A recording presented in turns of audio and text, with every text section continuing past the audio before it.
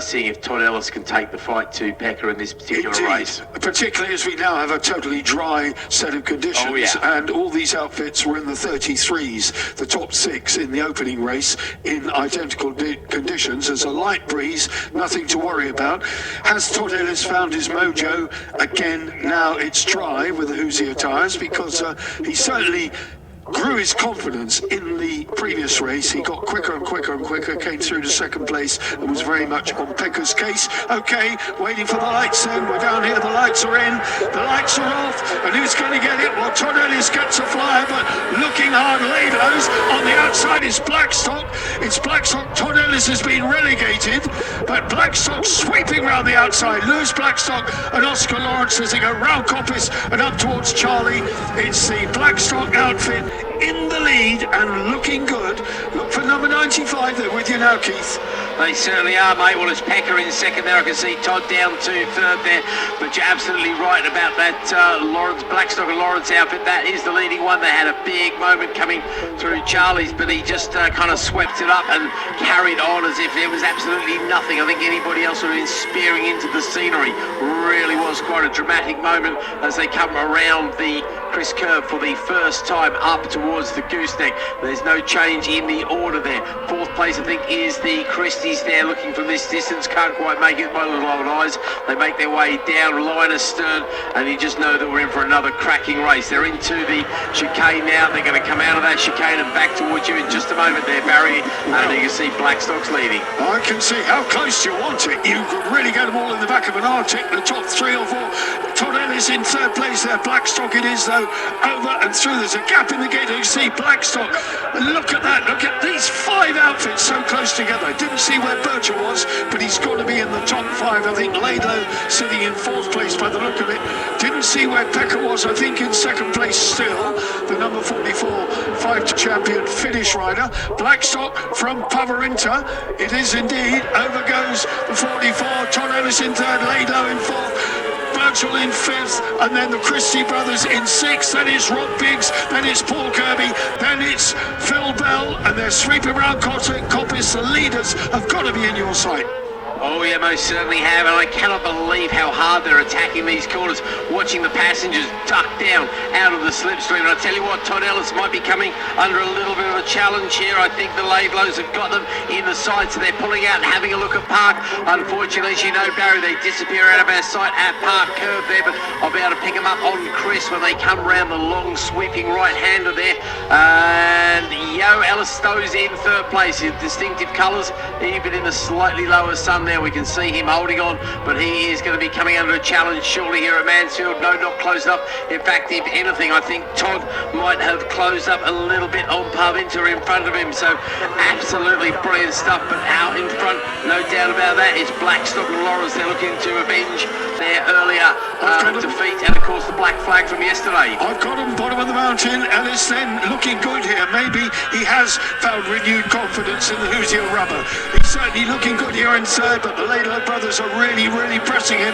Then it's Ben Birchall and Paddy Rosley still there on the Ride chassis Honda engine, the only Honda in the race, and Ben Birchall knows how to put a Honda together. It's been the recipe for his success in multiple TT victories. Over they come then down towards the line. Blackstock, Pekka Pavarinta, Todd Ellis, Emmanuel Clement, Sam and Jack Laidlow, Ben Birchall, Paddy Rosley, and Sam and Tom Christie ahead of Rob Biggs. Paul Kirby is ahead of Phil Bell in the privateer race. It's yours. He certainly is, my friend. No change here, but I tell you what, Pava is coming very quickly indeed. Pecker has got that leading outfit in his sights. Surely it's only a matter of time before he has a challenge. I think Todd Ellis might be feeling the heat once again. This time I don't think there's going to be a challenge up there into Park. Not quite close enough, but I think Pekka Pavarinta is going to be having a go at the lead very shortly indeed. I'm looking towards Chris Kerr to see if there's been a challenge. There hasn't, but they come through almost side by side up to the gooseneck. They go charging through there. Is Pekka going to have it? Oh, a little bit of a clip as the non-driven wheel hits the inside there from the leaders. No change there, but Todd Ellis has been relegated. Todd is down to 4th place. That was the change at the top. I didn't think he was going to come. He has a look back at the chicane. Oh, that was so close. Nearly gave the other fly outfit a full Freddie Mercury, but they're back into the side with you, my friend. They are, and over the mountain they go, into the bottom and over the crest of the mountain. Todd Ellis there, now in 4th place. Blackstock's problem in the wet race was he simply wrecked his tyres in the opening laps, but he'll be on slicks now. We've got a very different set of conditions out here. Everybody on slick tyres, no doubt about the tyre choice, and it's going to make it closer and closer and closer. The lap speed still in the 34. Nobody yet dipping into the 33s. We saw 2:32s in qualifying. Blackstock goes over. Pekka Pavarinta, Sam and Jack Laidlow, Todd Ellis with Birchall, and the Christies are coming. We've got 3 abreast into the bottom of Coppice. All the Christies with one wheel on the grass just inside Birchall. You've got the leaders. I certainly have, and there's been no change at the sharp end. This Ellis still holding on to that 4th place, but he is coming under increasing pressure. There's no two ways about it. Birchall and Rosny really pushing on, but Christie and Christie behind also want a bit of this podium action as well. No change, I don't think, going into Park, but I said that last time. We saw Ellis lose a place coming around the top end of the circuit, looking towards the top. Pekka Pavarinta is still pushing on very hard, but it's Blackstock and Lawrence leading the way. Let's see if we get another clip of the dirt there. We don't quite manage it this time. Down the hill we come, and once again, it's this time I think it's Pekka who's coming under the pressure, maybe from the Laidlows as well. I think all of these guys desperately want to get one up on the others, but at the front, Blackstock and Lawrence are doing a brilliant job of holding on to this, mate. Aren't they just? How close do you want it? It's absolutely sensational. And don't forget the Christie boys, joint leaders in the World Championship. They don't want to do anything silly, but they still have pride at stake. They've got the man on their borrowed bike beating them in this race yet again, and that will upset the dinner table proceedings. I can tell you there'll only be 1 glass of wine for Pekka tonight. He won't get a bottle. Waiting for them to come out of the woods. Pavarinta then absolutely relishing it, but it's Blackstock and Lawrence over the line again. Pekka, Laidlows have stretched out a bit from Todd Ellis. Christies have dropped back. Birchall then 5th place in the hunt, and there's a country mile back to Rob Biggs and Ferry Sagers, who are leading the 2 cup runners on their Grand Prix bike, but the leaders now are back with you. Look at the fastest lap of the race. That's just gone to Todd Ellis. He's got a relatively clear track in front of him. He's got those guys to being used as the hares to his greyhound, and all of a sudden he has just turned in a lap of, I can't quite read it on the screen, I can just see the purple. What is the fastest lap there, my friend? 33.866. Okay, we've not managed to crack the magic 32 that we saw yesterday in qualifying, but the track tells us exactly what it's like. It's pretty much dry all the way around as the leading 3 come down, clip the apex there at the gooseneck. Again, no change. Oh, hang on a minute, is that a change? Sorry, I think there might be a change there. I think the Laidlows might be past Pavarinta. You can confirm that when they come towards you, but I'm pretty sure there's a change there, mate. Well, let's have a look. Oh, side by side. Oh, let's have a look. Pavarinta's having another look, but he's just holding them off. He either got back on the inside or he just held them off. Pav is still in 2nd place, but the Laidlows are nibbling away at the back end. And Todd Ellis there, having put in that fastest lap, is really back on terms. So it's a 12-wheeler at the front. Birchall's and the Christie brothers have been dropped away just to touch. That's all it needs at this standard. But actually, they are unbelievably close. Birchall is still on the back of Todd Ellis. Laidlow is behind Pavarinta. No mistaking the race leaders, the guys who've been so successful here at Cadwell. Lewis Blackstock, and for this season only, not this only, going forward, Oscar Lawrence. Oh, a little bit of a twitch there, I think, from Pavarinta. I think this is going to give the Laidlows the opportunity they need to pull alongside. As it now, it looks like he's going to go defensive now up at Park. I think he knows he probably left a little bit of a gap there, maybe, and he's decided to make sure he closes it very rapidly, so there's no change at the top end as they make their way around Chris Curve once again. But all this excitement behind, I think this is definitely helping Blackstock and Lawrence, because these guys are spending all their time arguing amongst each other. Absolutely. And it's just allowing our leader just to stay quite safe in the lead there, isn't it? Yeah, they need 25 points. That will really get them closing up. And we haven't had Luke Williams, of course, so he's got a 0 score. But they're so close. It's an absolute freight train down towards the bottom of the mountain. But you're quite right. Blackstock has stretched a little bit. Laidlow's now in second. Laidlow's in second place. So they've managed to muscle their way past Pekka. I don't know how they did that, but it's precocious. 22 years of age, the passenger, 19 years of age, the driver. That's about as old as my left leg. Unbelievable. Waiting for them to come out I of think the they woods. made their debut here about 3 years ago, if I remember them rightly, actually. And they've made a meteoric rise in sidecars. They really have.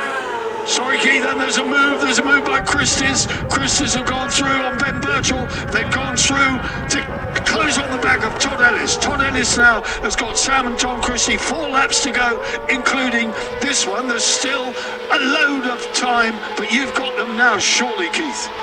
Oh boy, I've got them. I'm wondering if we're going to see a change for the lead. They go up Park Straight, and this is as close as I've seen anybody to that Lawrence out, the Blackstock Lawrence outfit. I really can't think they're going to hold on to this lead much longer. They must be feeling the pressure. They're pushing on as hard as they possibly can. And I'll tell you what, we also might have coming up to play. I can see a slower outfit just going into Mansfield, and is that Harry Payne, I do wonder. I wonder if that could be, but I know Harry's going to have the experience though to get out of the way. But it is still the same order as they go into Mansfield. If you have a look coming out of the chicane, that's Harry Payne, I think, isn't it, mate? No, haven't got it on the list at all. Oh, okay, no problem at all. Here come the main leaders over there, catching on that back marker very rapidly. I'm not sure who that is. I can see them. Blackstock, Rosny now have got the Laidlows right on their case. There's nothing in it. Half a machine's length as they go into the woodland section, but Blackstock just eased out a little bit there. Are they playing it cool here? When they come round this time, there'll be 3 laps to go, but it's anybody's race. 1 foot wrong, 1 wheel on the grass, touch the white line, anything can happen here. It is so close. Blackstock and Rosny then flying out. No, the tail end of the black outfit didn't get the number, but I'll have a look. Over they go. Pekka Pavarinta still with Todd Ellis right with him. Todd Ellis has got Ben Birchall and Paddy Rosny for company. You just can't put a foot wrong because these guys, world champion class, world champions themselves. Okay, Laidlow's there, still in a very solid second place, and they're chasing very hard indeed. Surely they're going to show Blackstock and Lawrence a bit of a nose cone this time. They're pulling out of the slipstream. Are they close enough to go by? I know their sister Katie is working the pit board down there. I actually saw her on Country File. She's got a very impressive herd of Herdwick sheep. There we go. There's a fact for you, Barry. As they come round Chris Curve, I don't think we're going to give her anything extra to cheer on just now, but you've got to know she's going to be screaming along with the rest of the Laidlow fans here. But Blackstock and Lawrence, down they go, and they still hold on to that lead, and that's extended just by a little bit. But there is a real concertina effect here. There's probably 3 or 4 bike lengths in it now. We had a waved yellow flag at the mountain, but that's all gone now, so it's still game on here. No reason for these guys to back off. Laidlow's still there in second. Pekka Pavarinta has now closed up a little bit again on the Laidlow boys. He's a wily old fox. He won't want to be vanquished in this one. He'll want to at least maintain a second place. Just a fantastic result, but what a show by Blackstock. What speed. Best lap so far though, lap 133. That was a brilliant lap by him. And I'm running out of stuff here. 133.866. Not information, plenty of information. You've only got to look at the track. But the Christers are now past the Birchalls. The Birchalls in 1, 2, 3, 4, 5, 6th place. How long do the tyres last on these suckers? Do they run into tyre issues at this stage of the race, do you think, Barry? Only when they get to Newark. That's the problem. Okay, down the road we come. I'm sure the Laidlows are going to have a go this time. They're tucked in tight once again. They're right on the tail light of the machine in front. I don't think they're going to have a go this time, but they are running out of laps. What are we? We're on the penultimate lap now. I wonder if we're going to see any changes of place. I think everybody's pushing on as hard as they possibly can, which is we're seeing very consistent lap times of below 34s from absolutely everybody. Nobody's able to go any quicker, and I don't think it's like the Lawrence is holding you. But oh, hang on a minute, mate, I spoke too soon. It looks like the Laidlows have gone for that challenge because they're going to be leading the way down out of Mansfield, so we've got to change the lead finally. Blackstock and Lawrence do hold on to the second, but I'm pretty sure that's the Laidlow outfit. I only got a brief glimpse of it. Yep, 84, Summerjack Laidlow in front. That must have been a mistake by Lewis Blackstock, because everybody now is closed up and the Laidlows are 1, 2, 3, 4, 5 machine lengths easily clear. So they must have had a bit of a lunge, I would have thought, down the gooseneck or somewhere there. It was before then. I'm thinking maybe into Parks, out of sight for me, that's for sure. But yeah, you're right. It's a little bit of a wobble to see if they can extend that lead or whether the others can catch back up. And here they come back towards you. And that looks good for the Laidlows with 1 lap to go, doesn't it? I'll give you the gap when they go over. They've got a terrific lead at the 1.6 seconds. Laidlow's lead Blackstock by, with Pavarinta just 2/10 behind Lewis Blackstock. So can Lewis Blackstock and Oscar Lawrence regain their composure in the following 2 laps? And now the last lap has been shown, so they are on the last lap. This is it to go. The yellow and black flag is out here at the finish as the rest of them go over, and you've got them back. I had them very briefly. They've gone streaking past. We had a great rate of nods, mate. Don't worry about that. But it's the Laidlow family team which is well out in front there. They've got to have about a second advantage or something like that. I think Blackstock and Lawrence, their biggest problem now is holding on to that second place, because again there's a freight train right behind them. Be interesting to see if we see any colour changes coming up for the Laidlows, because they are flying. Is that Pecker in 3rd place? I think it might be, yeah. And he's having a bit of a look, a bit of a lunge. Is he going to have a go at the chicane? Can't get quite close enough there. They come out of the chicane up towards really the last chance. I don't think he's going to do it, are they? In the bottom of the mountain, well, this is not what Blackstock wants. He needed to stay in front of Summerjack Laidlow, and that hasn't happened. They've only got the woodland section to do. Through the top they go. And Tom Ellis is right there.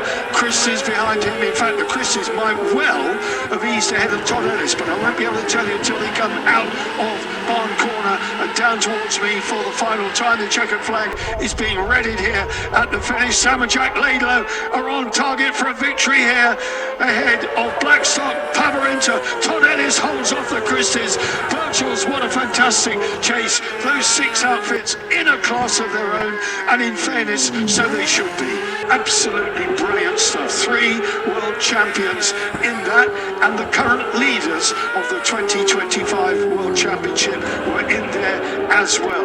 Best of the rest, Rob Biggs and Ferry Sagers, and I say that with the greatest respect, because Rob Biggs and Ferry Sagers ride together very well. Cup leaders Paul Kirby, Emma Salmon, over the line ahead of Phil Bell, who are the series leaders in the Cup. And then Rob Atkinson, Mark Middleton, that is the Cup position in the race. And behind Mark Middleton, Rob Atkinson, we've got John Holden and Phil Napton bringing the number 2 over. And then the rest of the guys coming in after that. Andy Peach, Josh Hope, Denny Rigby and Kirk Golightly bringing up the 14th and final place. Another terrific SSD British Sidecar Championship race, Keith.